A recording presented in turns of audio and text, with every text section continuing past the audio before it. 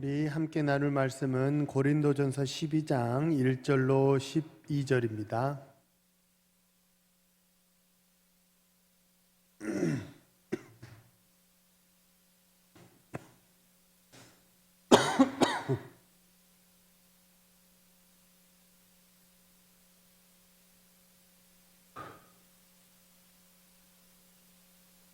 고린도전서 12장 1절로 12절의 말씀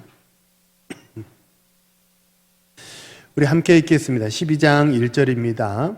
형제들아, 신령한 것에 대하여 나는 너희가 알지 못하기를 원하지 아니하노니 너희도 알거니와 너희가 이방인으로 있을 때 말 못하는 우상에게로 끄는 그대로 끌려갔느니라. 그러나 내가 너희에게 알리노니 하나님의 영으로 말하는 자는 누구든지 예수를 저주할 자라 하지 또 성령으로 아니하고는 누구든지 예수를 주시라 할 수 없느니라. 은사는 여러 가지나 성령은 같고 직분은 여러 가지나 주는 같으며 또 사역은 여러 가지나 모든 것을 모든 사람 가운데서 이루시는 하나님은 같으니 각 사람에게 성령을 나타내심은 유익하게 하려 하심이라. 어떤 사람에게는 성령으로 말미암아 지혜의 말씀을, 어떤 사람에게는 같은 성령을 따라 지식의 말씀을, 다른 사람에게는 같은 성령으로 믿음을, 어떤 사람에게는 한 성령으로 병 고치는 은사를, 어떤 사람에게는 능력 행함을, 어떤 사람에게는 예언함을, 어떤 사람에게는 영들 분별함을, 다른 사람들에게는 각종 방언을 말함을, 어떤 사람에게는 방언들 통역함을 주시나니 이 모든 일은 같은 한 성령이 행하사 그의 뜻대로 각 사람에게 나누어 주시는 것이니라. 몸은 하나인데 많은 지체가 있고 몸의 지체가 많으나 한 몸임과 같으니 그리스도도 그러하니라. 아멘. 할렐루야. 우리 한번 앞뒤 좌우 옆 서는 거 서로 인사하시죠. 하나님 당신을 사랑하십니다. 한 번만 더 인사하시죠. 성령 충만하시고 강건하세요. 한번 고백할까요? 나는 복받은 사람입니다. 이제 내일이 초복이라고 그러죠. 이제 삼복도인은 조금 지친 날이니까 한번 세게 두둥겨 볼까요? 나는 복받은 사람입니다. 많이 두둥길수록 많이 복받은 것 같아요. 그죠? 하나님의 은혜 속에 지음받고 하나님의 은혜로 구원받고 하나님의 은혜로 살아가는 우리 신실한 복된 우리 성도님들 되시기를 주님의 이름으로 축복합니다. 우리 교회를 이제 최근에 오신 분들은 잘 모르시지만 교회를 오랫동안 다녀보신 분들은 최근 몇 년간 교회가 아주 이제 모든 구조와 환경이 급격하게 많이 변하고 좋아졌다. 이걸 느끼시죠?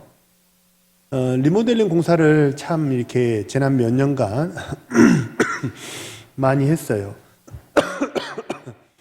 인테리어 공사, 리모델링을 좀 하면서 우리 성도님들하고 같이 하면서 제가 이제 느낀 건 뭐냐면 저는 이렇게 신학을 학부 때부터 했고 또 그러다 보니까 이렇게 저는 이렇게 농사, 이렇게 시설, 설비 이쪽은 전혀 문외한이었습니다. 근데 우리 동교회 와가지고 같이 이렇게 성도님들과 이렇게 교회를 섬기면서 제가 깨닫게 된 것은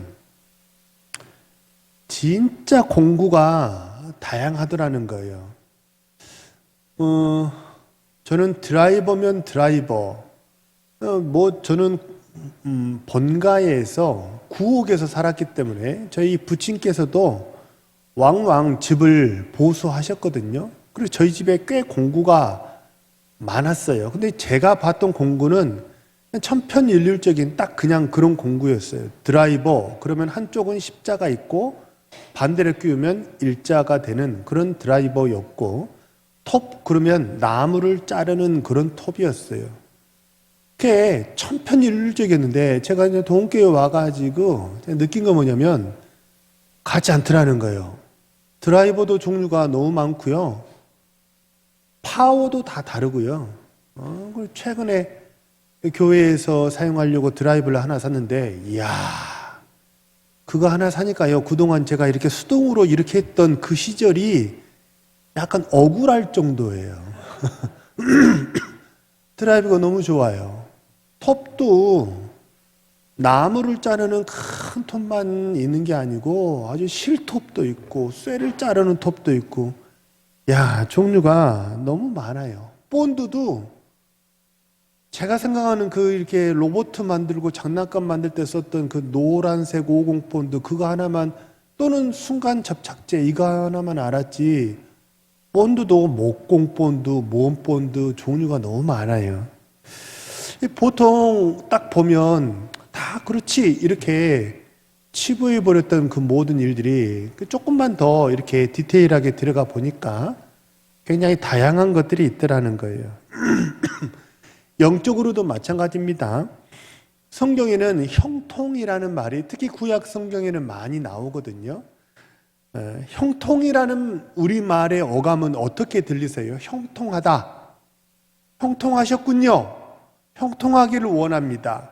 어떤 어감으로 들리세요? 잘 된다. 성공한다. 이 정도 어감으로 들리지 않으십니까? 근데 성경에서 말하는 형통은 잘 된다, 형통한다 그런 뜻이 아니에요.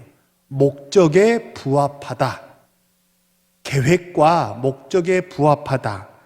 이게 형통하다라는 뜻이에요. 그러니까 하나님이 뭔가를 계획하셨는데 그 목적에 되게 부합해서 뭘 했어요? 그러면 그게 뭐예요? 형통이라는 거예요. 공구의 예를 들면 조그만 실톱을 써야 되는 그 자리에 나무를 자르는 이만한 톱을 가져와서 딱 들이대면 이건 형통한 거예요? 불통한 거예요? 불통한 거예요. 톱은 똑같은 톱이지만 그 상황과 그 목적에 부합하지 않기 때문입니다. 구약 성경에 형통하면 제일 이렇게 먼저 생각나는 사람이 한 사람이 있죠. 누가 생각나세요? 요셉. 요셉은 형통한 사람이었다. 성경은 그렇게 말합니다.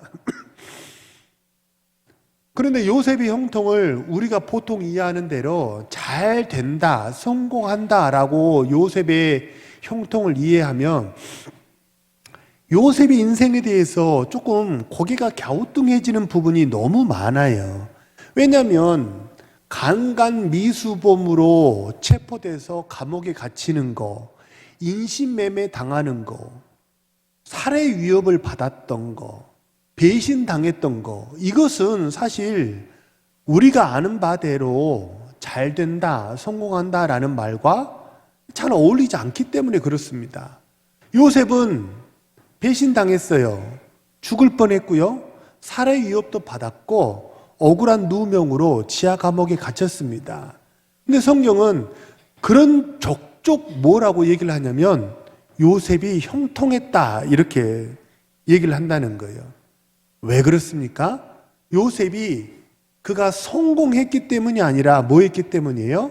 하나님이 계획하신 하늘의 별, 해와 달과 11별이 절을 하고 11볕단이 절을 하는, 물론 그것 자체도 목적은 아니었지만 그것을 통해서 하나님이 결국 이루시고자 하는 그 무언가, 그 목적에 부합하도록 요셉이 뭐 했던 거예요? 계속 가까이 가고 있었기 때문에, 그런 삶을 살고 있었기 때문에 성경은 요셉에 대해서 뭐라고 말했냐면 형통했다 이렇게 말을 한다는 거예요. 그러면 하나 정리하셔야 돼요. 성경에 나오는 하나님의 뜻, 하나님의 계획이 뭐냐? 하나님의 뜻, 하나님의 계획은요, 후손, 자손들이죠. 땅, 즉 이것을 후손과 자손을 합치면 딱 하나로 말하면 뭐라고 말할 수 있냐면 하나님 나라입니다. 후손, 땅, 후손 더하기 땅은 뭐라고요? 1 더하기 1은 이죠. 그런 것처럼 후손 더하기 땅은 하나님 나라예요. 자, 신약 성경에서는 이게 영적인 의미입니다. 그러니까 영적인 하나님의 백성, 후손, 그리고 영적인 하나님의 영토, 영적인 하나님의 나라를 신약 성경에서는 말하는데요. 구약 성경에서는 신앙의 초보 단계에 있었기 때문에 물리적인 영토, 어디예요? 가나안 땅이죠. 물리적인 하나님의 후손, 누구예요? 이스라엘 백성이죠. 물리적인 하나님의 나라, 뭐예요? 다윗 왕국. 이것을 1차적인 목표로 했다는 거예요. 그러면 그냥 후손도 많게 해주시고 땅도 주시고 나라를 이루게 해주시면 참 좋겠는데, 근데 하나님의 계획은 뭐였냐면요, 참 요상합니다. 창세기 15장에 하나님의 아브라함에게 하셨던 말씀 중에 하나님의 계획이 아주 잘 드러나 있는데 13절에 보면요, 창세기 15장 13절에 보면 이스라엘이 어떻게 됐냐면 400년 동안 이방의 객이 되었다가 큰 재물을 가지고 나오게 되는 과정을 겪게 될 거라는 거예요. 한번 살펴보세요. 이방의 객이 돼서 들어가는 거, 이거 뭐예요? 애굽에 들어가는 거죠. 자, 애굽에 들어가는 거, 입애굽입니다. 애굽에서 나오는, 큰 재물을 가지고 애굽에서 나오는 거 뭐예요? 출애굽이죠. 그래서 하나님은 하나님의 나라를 이렇게 세워야 되는데 어떻게 세우냐면 입애굽과 출애굽의 과정을 겪게 하셨다는 거예요. 그래서 성경 읽으면 맨 구약 성경에는 뭐가 나오냐면 애굽에 들어간다, 애굽에서 나왔다, 그 얘기가 나오는 게 뭐냐면, 왜 그러냐면요, 구약 성경에서는 애굽에 들어가는 것과 애굽에 나오는 게 하나님의 1차적인 목표에서 굉장히 중요하기 때문에 그래요. 다시 말하면 구약 성경에서 형통하다, 형통하지 않다를 정하는 기준이 뭐예요? 하나님이 정하신 때, 애굽에 들어가도록 정하신 때 애굽에 들어갔느냐, 하나님이 정하신 때 애굽에서 나오라고 했을 때 애굽에서 나왔느냐, 이것이 뭐냐면 하나님이 정하신 형통과 불통의 기준이라는 거예요. 그게 구약 스토리의 핵심이고, 그리고 그것이 형통의 기준이라는 거예요. 우리가 지금 혹시 큐티를 하시는 분이 계시면 예레미야서를 우리가 큐티를 하잖아요. 예레미야가 뭐라고 말하냐면 바벨론의 포로로 가라고 그래요. 이스라엘 백성들은 우리는 성전을 지켜야 된다 성전을 지켜야 된다 그렇게 말하는데, 예레미야는 뭐라고 그러냐면 아니야, 하나님이 바벨론 포로로 들어가라고 하셨어. 이것이 마치 무엇과 같아요? 애굽에 들어가는 것과 같아요. 바벨론 70년 포로 생활을 마치고 돌아오는 것은 마치 무엇과 같아요? 출애굽과 같은 거예요. 그래서 애굽에 한번 들어갔다가 나오고, 그래도 말을 안 들으니까 바벨론에 한번 들어갔다 나오고, 이게 한 번씩 들어갔다 나오는 게 하나님이 정하신 기준이라는 거예요. 이거 이대로 하느냐 못하느냐, 이게 형통과 불통의 기준이라는 거예요. 그러면 이 형통과 불통의 기준을 요셉의 경우로 한번 삽입해가지고 생각을 해보면, 요셉이 왜 형통한 자가 되었습니까? 우리는 요셉, 그러면 결국 요셉이 뭐가 됐어요? 애굽의 총리가 됐죠. 그러니까 우리는 입신양명을 생각하면서 입신양명했기 때문에 요셉이 형통한 게 아니냐? 그게 아니라는 거예요. 하나님이 애굽에 들어가는 사람으로 누구를 선택하셨어요? 애굽에 들어가는 인솔자로 요셉을 선택하셨어요. 그러니까 요셉의 미션은 뭐예요? 자기 일가를 데리고 애굽에 들어가는 게 요셉의 미션이에요. 요셉은 애굽에 들어가야 되는데 점점점 애굽의 바로 왕궁, 바로 왕을 만나도록 애굽에 들어가서 이런 모든 삶을, 그 과정을 잘 살고 있었고, 자기 일가 75명을 데리고 결국 애굽에 들어갔죠. 그랬기 때문에 요셉은 어떤 사람이 된 거예요? 형통한 자가 된 거예요. 모세의 경우는 정반대입니다.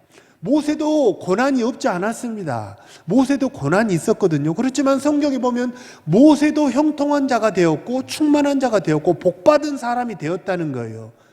모세도 그렇게나 많은 고생을 했는데 모세도 고생을 엄청 많이 했는데, 근데 왜 모세는 형통한 사람이 되었습니까? 요셉과 정반대입니다. 때가 돼서 400년 동안 이방 땅에 객이 되었어요. 그 시간이 다 차가지고 이제 애굽에서 나와야 될 때가 됐는데 나오게 하는 사람으로 누구를 정하셨다는 거예요? 모세를 정하셨다는 거예요. 그래서 모세가 이스라엘 백성들을 애굽에서 데리고 나오는 그 역할을 잘했기 때문에 모세는 어떤 사람이 됐던 거예요? 형통한 자가 됐던 거예요. 신약 성경에 보면 예수님의 제자였던 베드로는 지옥과 천국을 오고 갔던 사람입니다. 베드로가 지옥에 떨어질 뻔했다는 거예요. 사탄의 앞잡이가 될 뻔했다는 거예요. 언제 그랬습니까? 마태복음 16장 16절 이하죠. 주는 그리스도시요 살아계신 하나님의 아들입니다. 베드로가 고백했단 말이에요. 그러니까 주님이 너무 기쁘셨어요. 바요나 시몬아, 내가 참 복이 있다. 그러고 나서 주님이 이제 내가 좀 비밀을 하나 알려줄 건데 난 십자가에 못 박혀 죽을 거야, 이렇게 알려주시니까 베드로가 뭐라고 그랬어요? 주여 그리하지 마옵소서. 하나님의 계획은 뭐였어요? 예수님이 십자가에서 죽으심으로 말미암아 온 인류가 죄사함을 받고 구원받는 게 하나님의 계획이었잖아요. 하나님의 계획을 누가 막아서고 있는 거예요? 베드로가 막아서고 있는 거예요. 인간적인 연민이죠. 스승을 향한 애정이죠. 그래도 하나님의 계획을 막아섰기 때문에 주여 그리하지 마옵소서. 그러니까 주님이 베드로에게 뭐라 그래요? 뭐 물러가라? 사탄아 물러가라. 베드로가 사탄이 될 뻔했다는 거예요. 사탕이 아니고 사탄아 물러가라. 왜 사단이 될 뻔했다는 거예요? 왜 사단의 앞잡이가 될 뻔했다는 거예요? 너는 나를 넘어지게 하는 자로다. 하나님의 계획을 무너뜨리는 사람이 될 뻔했다는 거예요. 그러면 어떤 사람이 되는 거예요? 마귀 앞잡이가 되는 거예요. 하지만 성령이 임한 다음에 베드로는 어떤 사람이 되었습니까? 하나님의 계획을 이루는, 예루살렘과 유대와 사마리아와 땅끝까지 이르러 내 복음을 전하라 라고 하셨던 하나님의 계획을 온전히 잘 이루는 사도가 되었습니다. 그래서 뭐가 된 거예요? 하나님의 일꾼이 된 거지요. 그래서 베드로는 지옥과 천당을 오고 갔던 사람이에요. 기준은 뭐예요? 하나님의 계획을 이루었느냐 방해했느냐, 그거라는 거예요. 우리 사랑하는 성도님들, 때로는 애굽에 들어가는 것이 나에게 형통이 되는 줄로 믿으시기 바랍니다. 그걸로 뭐 할 수 있기 때문이에요? 때로는 내가 애굽에 들어가고 때로는 내가 바벨론의 포로로 가는 것이 하나님의 계획이라는 거예요. 왜요? 그렇게 그 모든 과정을 통해서 뭐 할 수 있기 때문에 내가 하나님께 더 가까이 갈 수 있기 때문에, 내 교만이 벗어지고 내 눈에 비늘이 벗어지고 영적인 실체를 보고 하나님을 볼 수 있는 그런 영안이 열려서 하나님께 점점 더 가까이 갈 수 있다면, 그러면 고난도 형통이 될 수 있는 줄로 믿으시길 바랍니다. 때로는 애굽에서 나오는 게 형통일 수 있습니다. 왜요? 애굽에 이제 눌러 앉아가지고 여기가 좋사오니 여기다 초막 새 짓고 그냥 400년 동안이나 여기서 살았는데 그냥 여기서 적응하고 살면 안 됩니까? 그냥 애굽 안에다가 교회 짓고 그냥 살면 안 됩니까? 라고 애굽에 정착하고 애굽에 그냥 눌러 앉고 싶은 마음이 있을 때는 뭐 하는 게 복이에요? 형통이에요? 애굽에서 나오는 게 복이에요. 왜냐하면 애굽에 동화되지 않기 위해서라는 거예요.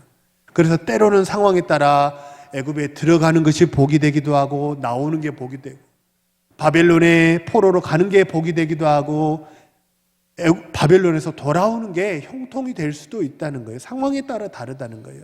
지금 어떤 상황에 우리 성도님들은 처해 계십니까?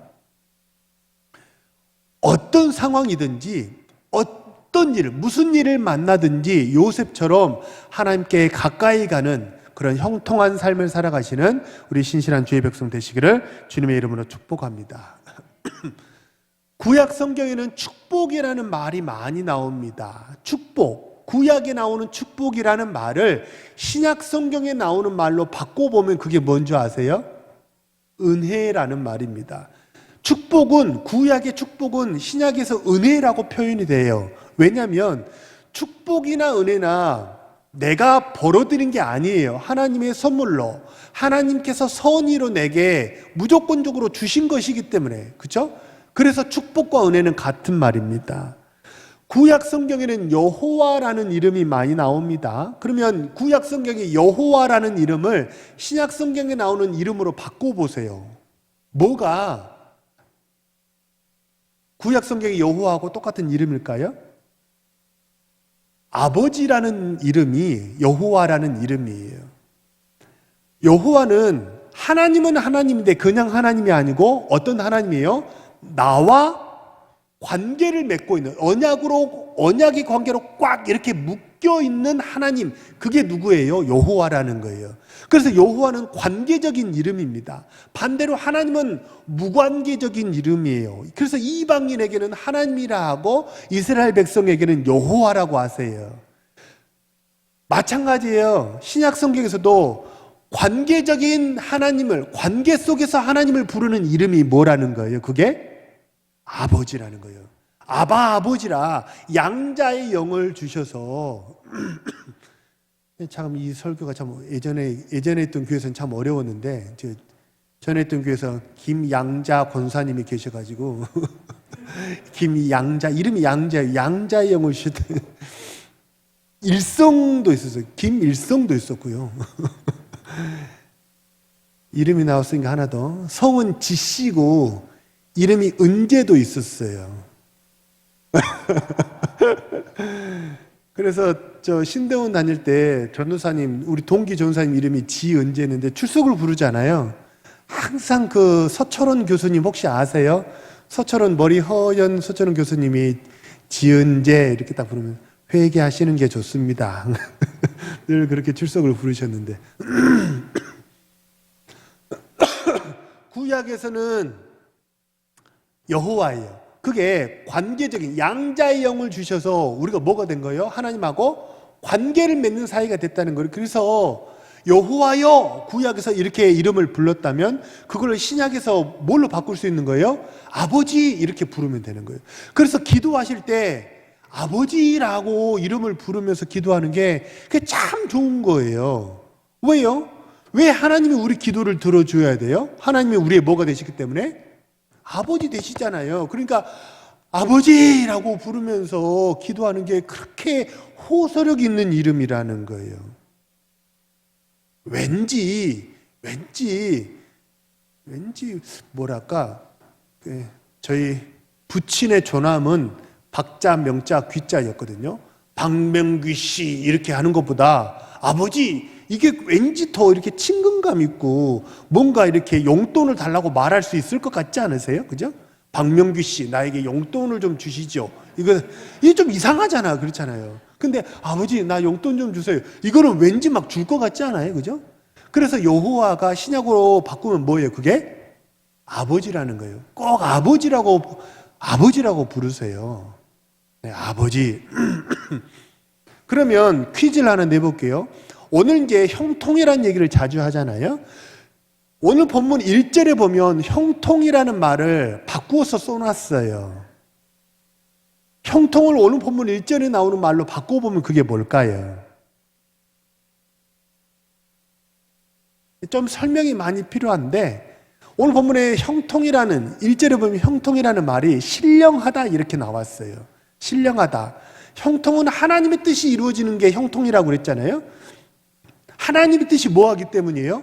하나님의 뜻만이 신령하고 거룩하기 때문이에요. 이 둘은 같은 의미라는 거예요. 그래서 1절에 보면 신령한 것에 옛날에는 성경을 왜 이렇게 어렵게 써놨는지 몰라. 이렇게 꼬고 꼬아놨어. 이중 부정은 가장 강한 긍정이라고, 모르기를, 알지 못하기를 원하지 아니한다. 왜 이렇게 꼬고 꽈놨어? 그러니까 쉽게 말하면 뭐란 얘기예요? 그냥 아는 것도 아니에요. 이중 부정은 강한 긍정이니까 꼭 알았으면 한다는 거 아니에요. 그러니까 본문 1절을 쉽게 말을 바꿔보면 이렇게 바꿀 수 있어요. 형제들아, 성도들아, 난 너희들이 신령한 거, 이게 뭐예요? 형통이죠. 형통하는 방법에 대해서, 하나님의 뜻을 이루는 방법에 대해서 난 너희들이 꼭 알았으면 좋겠어. 이렇게 쉽게 이해할 수 있어요. 이렇게 써놓으면 성경 이해가 훨씬 더 쉽지 않을까요? 그죠? 저를 성경 번역위원회로 보내주시면 그래서 쉽게 말을 바꿔보면 형제들아, 성도들아, 난 너희들이 형통하는 방법에 대해서 하나님의 뜻을 어떻게 이루는지, 하나님의 뜻을 이루는 그 방법에 대해서 난 너희들이 꼭 알았으면 좋겠어, 이렇게 얘기를 한다는 거예요. 근데 그 하나님의 뜻이 뭐냐? 2절은 하나님의 뜻과 무관하게 사는 거예요. 2절은 뭐라고 나옵니까? 2절은 우상이 이끄는 대로, 우상은 뭐냐면 마귀의 형상이잖아요. 그죠? 그러니까 우상이 끄는 대로, 욕심이 끄는 대로, 정욕이 끄는 대로, 마귀가 인도하는 대로 끌려다니면 그게 뭐라는 거예요? 그게 불통이라는 거예요. 그건 하나님 뜻이 아니라는 거예요. 반대로 3절에 보면 뭐라고 나와요?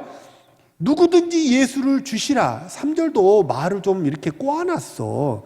3절에 보면 내가 너희에게 알리노니 하나님의 영으로 말하는 자는 누구든지 예수를 저주할 자라 하지 않고 또 성령으로 아니하고는 누구든지 예수를 주시라 할 수 없느니라. 쉽게 말하면 이거는 부정문이잖아요. 이걸 긍정문으로 바꿔보면 뭐라고 바꿀 수 있는 거예요?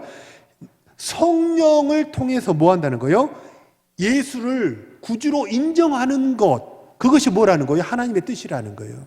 난 너희들이 성령의 충만으로, 성령의 인도하심을 통해서 하나님을 구주로 인정하면서 살았으면 좋겠어. 난 그것을 너희들이 모르기를 원치 않아. 난 너희들이 예수를 어떻게 하면 구주로 인정할 수 있는지 그걸 너희들이 꼭 좀 알았으면 좋겠어 라고 바울이 말한다는 거예요. 그러면 하나님을 구주로 고백하려면 이게 사람이 억지로 전도가 되는 게 아니잖아요. 하나님을, 예수를 구주로 인정하려면 뭔가 도구가 있어야 되는데 그 도구가 뭐라는 거예요? 그게 4절 이하로부터 쭉 나오는 그게 뭐예요? 은사라는 거예요. 은사. 은사가 뭐냐면요, 은사는 도구예요. 공구라는 거예요. 하나님을 알게 하는, 하나님을 알리는 도구, 공구가 뭐냐면 은사예요. 8절 이하에 보면 2000년 전 초대교회 때 은사들을 소개해 놨어요. 믿음, 병 고치는 은사, 혹시 나에게 있는가 한번 살펴보세요.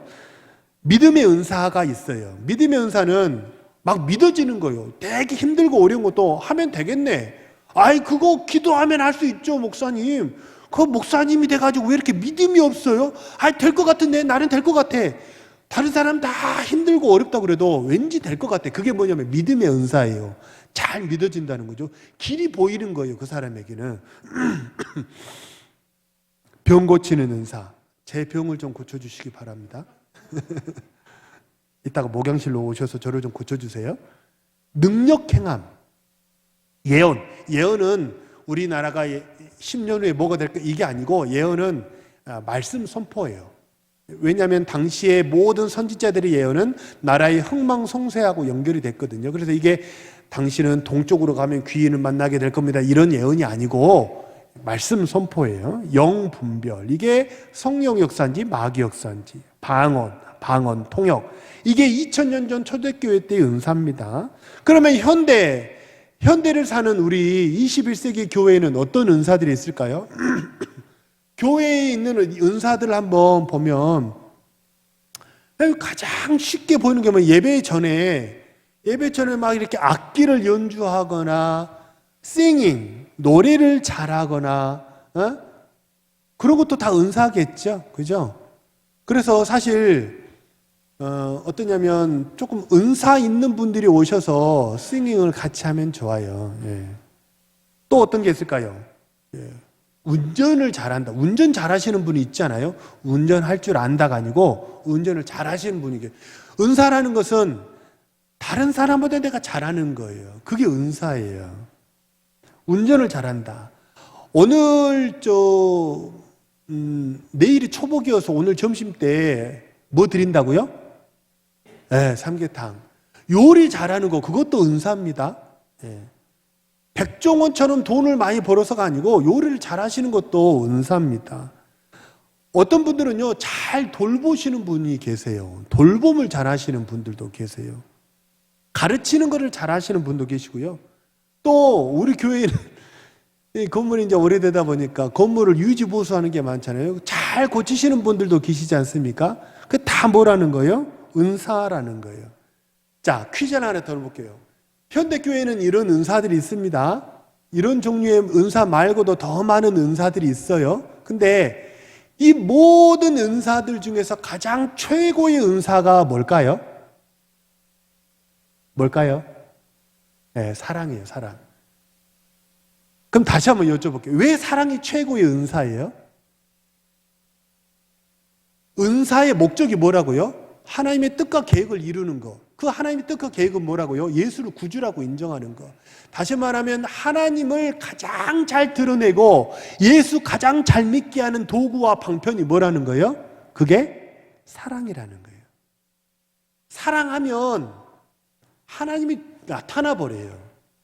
사랑하면 하나님을 보게 된다는 거예요. 그래서 다른 은사는 혹시 있고 없고 그럴 수 있지만 사랑의 은사는 꼭 받아 누리시는 우리 신실한 주의 백성 되시기를 소망합니다. 우리 앞분 옆 사람에게 축복하세요. 사랑의 은사가 있기를 기도합니다.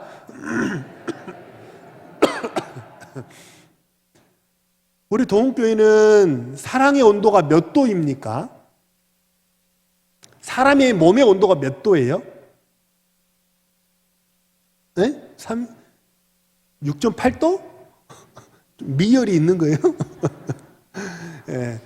뭐 36.5도, 4도 뭐 그러잖아요. 그죠? 근데 제 생각에는 이게 사랑은 성령의 은사이기 때문에 우리 교회의 온도는 36.4도, 5도. 사람의 온도보다는 조금만 더 높으면 좋겠어.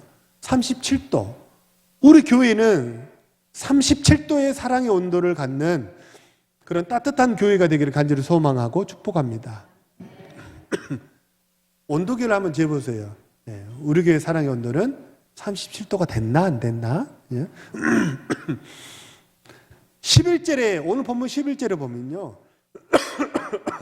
이 은사를 하나님이 각 사람에게 다 나눠주셨대요. 그러니까 이게 무슨 얘기냐면 각 사람이 가진 은사와 도구들이 있다는 거예요, 없다는 거예요? 은사가 없는 사람이 있다는 거예요, 없다는 거예요? 없어요. 은사 없는 사람은 없어요. 내가 몰라서 그렇지, 내가 안 써서 그렇지, 어떤 사람은 되게 어머니의 마음처럼 잘 보듬고 사랑하는 은사가 있어요. 그 참 좋은 은사라는 거예요. 어떤 분은 되게 눈이 좋아요. 그래서 니즈를 잘 봐요. 아, 뭐가 필요한데? 굉장히 눈이 좋은 분도 계세요. 손과 발이 빠른 분도 계세요. 다 그런 은사들이 있다는 거예요. 시편 139편 14절에 보면 하나님이 각 사람을 어떻게 했다는 거예요? 신묘막측하게 지어놓으셨대요.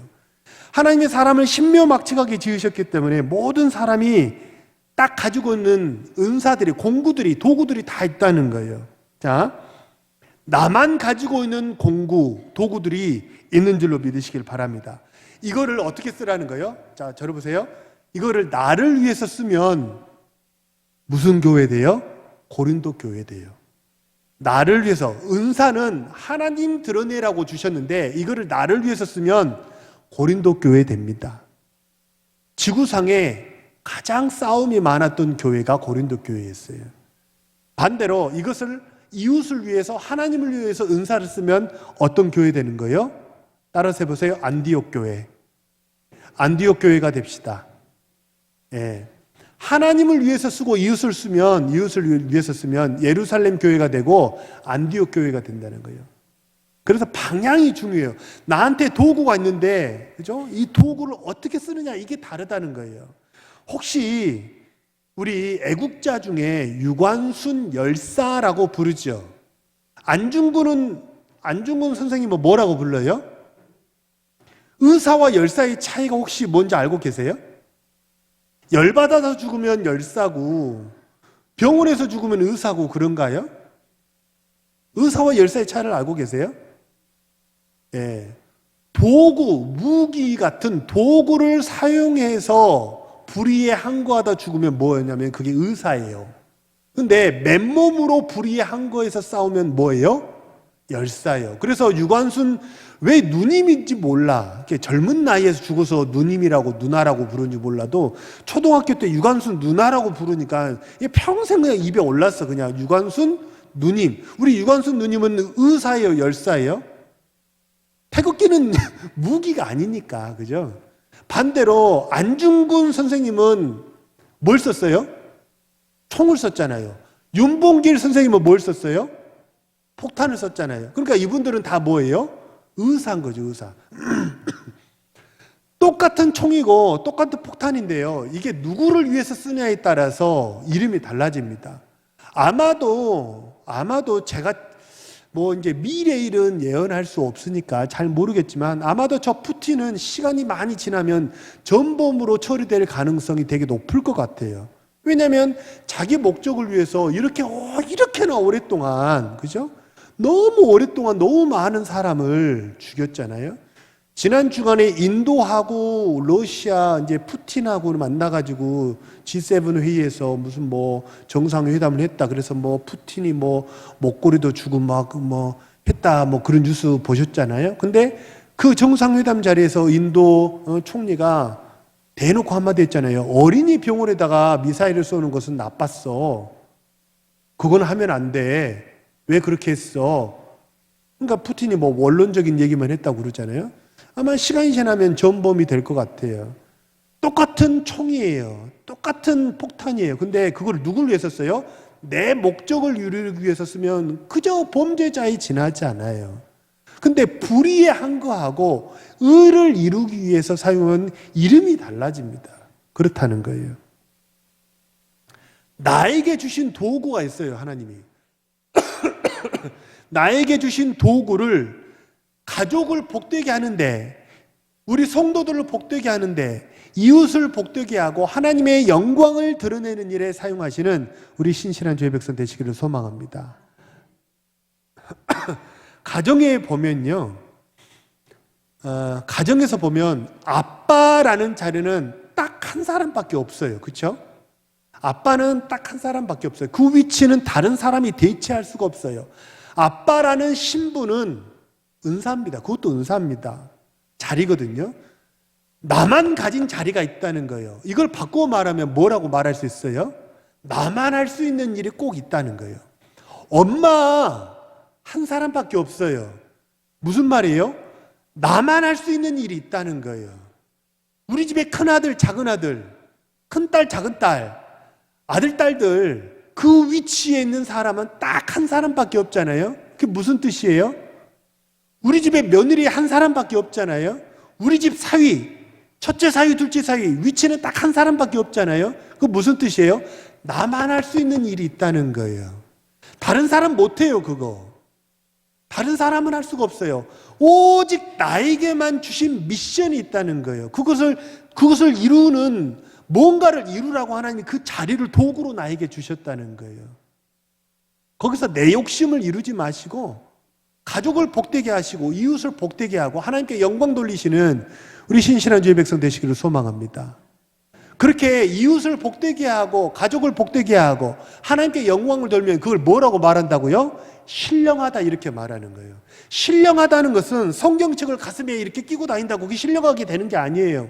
신령한 건 뭐가 신령한 거예요? 하나님의 뜻이 이루어지며 형통한 거고 그게 신령한 거예요. 하나님의 뜻을 이루는 성도가 신령한 성도인 줄로 믿으시길 바랍니다. 직분이 나를 신령하게 해주는 게 아니에요. 성경책 끼고 다니고 말투를 좀 이렇게 톤을 낮춰가지고 조곤조곤 천천히 주님께서, 안 신령한가? 저 여의도 계신 분으로 얘기하면 하나님께서 하나님께서 이렇게 하면 신령한가요? 이 신령한 게 아니라는 거예요. 목소리 톤도 상관없어요. 하나님의 뜻을 이루는 성도가 신령한 성도인 줄로 믿으시기를 바랍니다.